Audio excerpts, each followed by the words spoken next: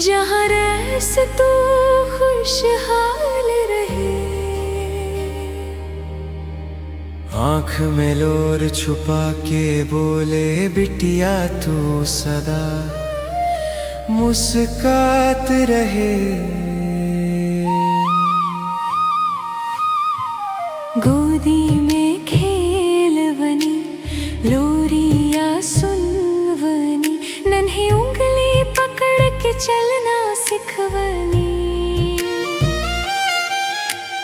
आज वही बिटिया हो गई पराई, छूटे बाबुल के आंगनबाई। कन्यादान के बेलाई, दिल बाबुल के रोके भाई। हाथ पकड़ के दुल्हा के दिले, आँख से लोर धीरे धीरे ढेले। बाबुल कहे खुश रह ललना, कबू ना टूटे तो हर सपना।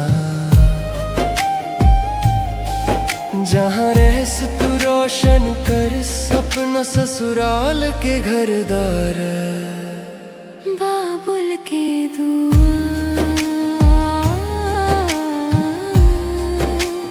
बाबुल के दुआ।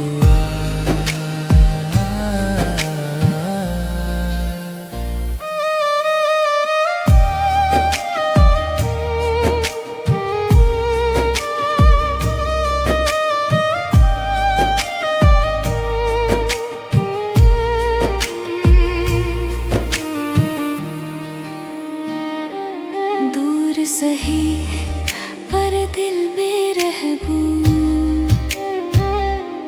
हर पल तहरा साथे रहबू। दुआ में बस तोहार